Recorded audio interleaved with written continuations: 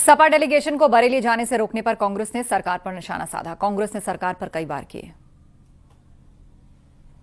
तो बरेली में आज प्रतिनिधिमंडल को न जाने देना, इससे ज्यादा दुर्भाग्यपूर्ण कुछ नहीं हो सकता। भारतीय जनता पार्टी असल मुद्दों से ध्यान भटकाने के लिए धार्मिक ध्रुवीकरण, समाज के बंटवारे की साजिश रच रही है, सत्ता का दुरुपयोग कर रही है। किसी भी कीमत पर 2027 में इस प्रदेश के युवा, किसान, आम आदमी, दलित, पिछड़े, महिलाएं भारतीय जनता पार्टी को सत्ता से बाहर करेंगे और इंडिया गठबंधन की सरकार बनाएंगे। कांग्रेस नेता दिग्विजय सिंह का भी बरेली हिंसा के बाद हुई प्रशासन की कार्रवाई पर उन्होंने सवाल उठाया और बुलडोजर एक्शन पर भी सवाल खड़े किए।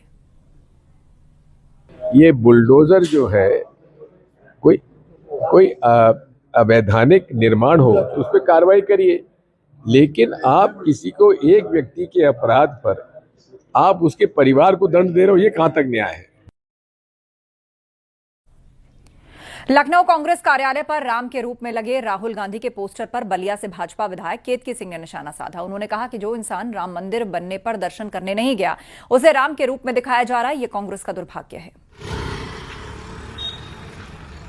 इतने वर्षों से प्रयास किया जा रहा है जनता द्वारा कि उनको समझाया जाए कि राम और कृष्ण जो है वो ईश्वर के रूप में ईश्वर हैं, हमारी आस्था का केंद्र है। और कांग्रेस पार्टी ने सदैव हिंदुओं की आस्था के साथ खेल करने का प्रयास किया है।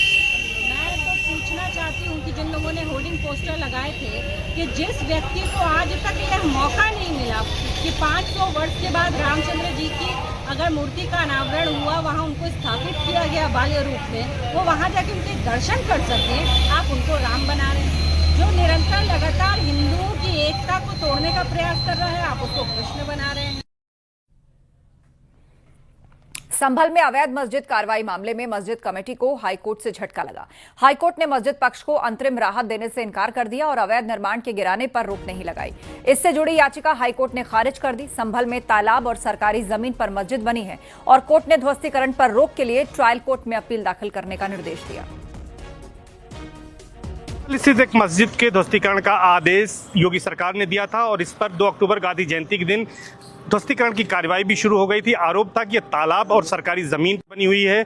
हाईकोर्ट में दशहरे की छुट्टियां चल रही थी, लेकिन इस बीच अर्जेंट बेसिस पर यहां पर याचिका दाखिल करने के बाद सुनवाई का कोर्ट से आग्रह किया गया और वैकेशन बेंच यहां पर बैठी जस्टिस दिनेश पाठक की और उनकी बेंच में लगातार 2 दिनों तक सुनवाई हुई। क्या हुआ है आज इस मामले में बातचीत करेंगे अरविंद कुमार त्रिपाठी जो अधिवक्ता हैं उनसे। सर, क्या हुआ है पूरा इस मामले में आज? कल के आदेश के क्रम में जब माननीय हाईकोर्ट ने आदेश दिया कि ध्वस्तीकरण से संबंधित जो आदेश है उसकी कॉपी पिटिशनर को उपलब्ध कराई जाए, तो पहली बार आज हम लोगों को उस कॉपी को उपलब्ध कराया गया। उस आदेश के आधार पर आज कोर्ट ने सुनवाई करते हुए 2 चीज़ पर ऑब्जर्व किया।